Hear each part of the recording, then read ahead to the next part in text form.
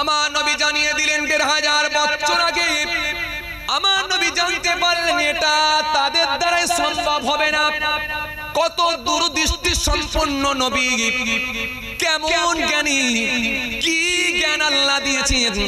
আমার নবী সঙ্গে সঙ্গে অপশন দিলেন, ও আমার উম্মতেরা, যদুরাটিতে গিয়ে তোরা মদের দোকানটা ভেঙে উড়িয়ে দিতে পারবি না, হাত দিয়ে পারবি না, আমি নবী জানি। এই জন্য ২ নম্বর অপশন তোদেরকে দিচ্ছি, যদি হাত দিয়ে যদি নাও পারি, অন্তত একবার জবান দিয়ে প্রতিবাদটা কর। হবে না? আরো যদি হয় না, যদুরাটি মদের দোকান, যে দোকানদারটা দেখলেন আবার একটা মুসলমান ভাই, এ মদের দোকান করেছে আর তার দোকানে বড় মুসলমান, অনেক মুসলমানের আড্ডা হয়ে গেছে। অনেক মুসলমান ওই দোকানে এসে মদ খেয়ে গ্রামে গিয়ে গ্রামের পরিবেশটাকে নষ্ট করছে, মাতলামি করছে। আপনি যখন বুঝতে পারলেন ওটা মুসলমান দোকানদার, লজ্জা নাই, ভয় নাই, কোন একটা সময় তার কাছে যান, দূর থেকে ডাকেন, ভাই এই দিকে এসো ভাই। তাকে একটু ডাকলেন, ডেকে বললেন, ভাই তুমি তো মুসলমান আর আমিও তো মুসলমান।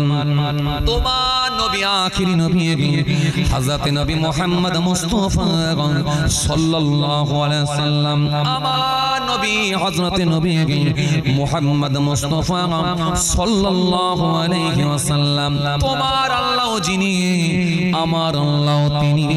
তুমিও কলেমা পড়েছো, লা ইলাহা ইল্লাল্লাহু মুহাম্মাদুর রাসূলুল্লাহ সাল্লাল্লাহু আলাইহি ওয়াসাল্লাম।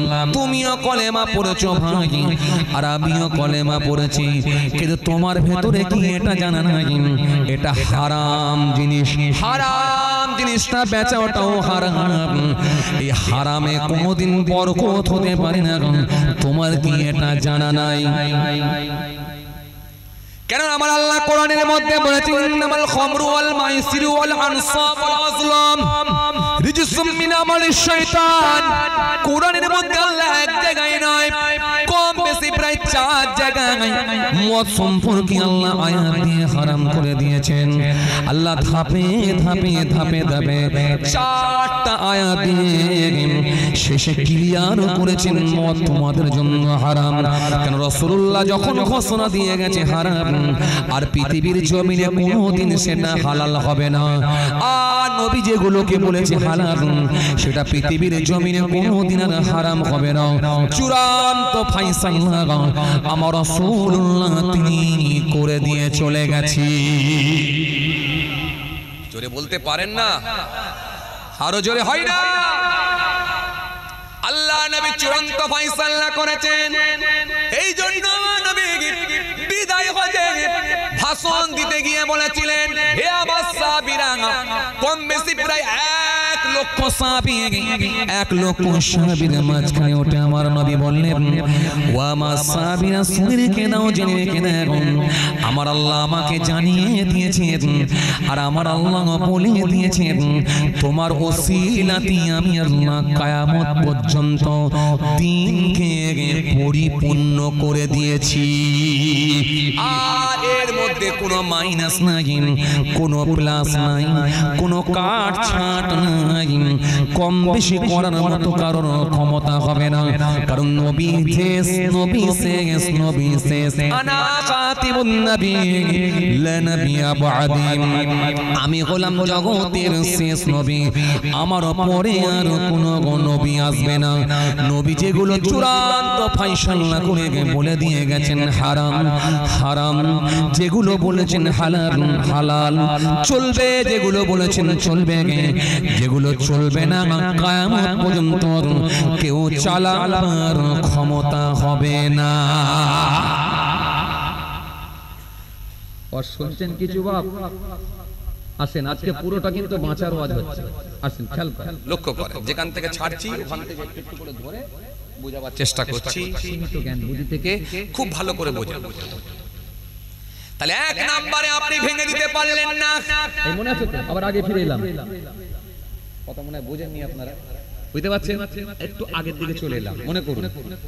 তাহলে এক নম্বরে হাত দিয়ে ভাঙতে পারলেন না, বন্ধ করতে পারলেন না, তখন আপনি দ্বিতীয় নাম্বার 2 নম্বর অপশন কাজে লাগালেন। সেটা কি? আপনি গেলেন গিয়ে বললেন, ভাই ও ভাই তুমি মুসলমান, আমার কাছে একটু এসো ভাই। এই মনে আছে তো? ডাকলেন, ডেকে বললেন, ভাই খবরদার যেন এরকম ভাবে মদের ব্যবসাটা করো না, মদ আর খেও না, ব্যবসা করো না, কারণ এটা আমার আল্লাহ হারাম করেছেন, নবী হারাম দিয়ে বলেছেন। আপনি তাকে সুন্দর করে বোঝালেন, দিনের তালিম দিয়ে দিলেন। এসে গেছে মাশাআল্লাহ, ডেকে নিয়ে চলে আসছে, এরাও বারবার ফোন করছে আমাকে, ডেকে নিয়ে চলে আসছে।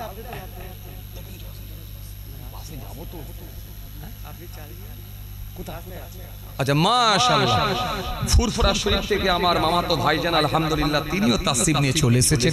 আমরা সকলে চিন্তা মুক্ত, খুব টেনশনে ছিলাম আমরা, তাই না? আমরা সকলে চিন্তা মুক্ত আলহামদুলিল্লাহ। একবার উচ্চ আওয়াজে তাকবীর দেন, নারায়ে তাকবীর। আরে বাবা জোরে দেন না, নারায়ে তাকবীর। আরে খুশি মনে দেন না, নারায়ে তাকবীর।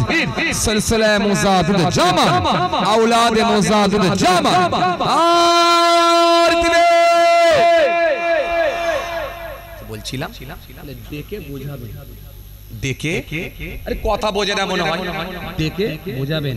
হাত দিয়ে যখন সম্ভব হলো না, ভাঙতে পারলাম না, একবার কোন সময় পার্সোনাল ডেকে বোঝানো, এটা জবান দিয়ে প্রতিবাদ। এই কথা বুঝছেন? জবান দিয়ে প্রতিবাদ, বাস এটা 2 নাম্বার। তাকান আমাদের, খেয়াল করেন, এক্ষুনি ভাইজান আসবে, খেয়াল করেন, ছেড়ে দেবো, খেয়াল করেন। এরপরেও যখন আপনি দেখলেন না হলো না, এরপরেও যখন আপনি দেখলেন হলো না, এরপরেও যখন আপনি দেখলেন দেখে বুঝিও কোনো কাজ হলো না, এই শুনছেন আমার দিকে? খেয়াল করেন। তাহলে হাত দিয়ে ভাঙতে পারলেন না, দেখে কি বোঝাতে পারবেন? এটা দেখে বোঝানো যাবে। দেখে বোঝানোর পরে দেখা গেল তার পরদিনে আপনাকে দেখলি মুখটা ঘুরিয়ে নিল, মানে আর যাতে করে কোনো কথা বলার সুযোগ আপনি না পান, আর যাতে করে ডাকার আপনি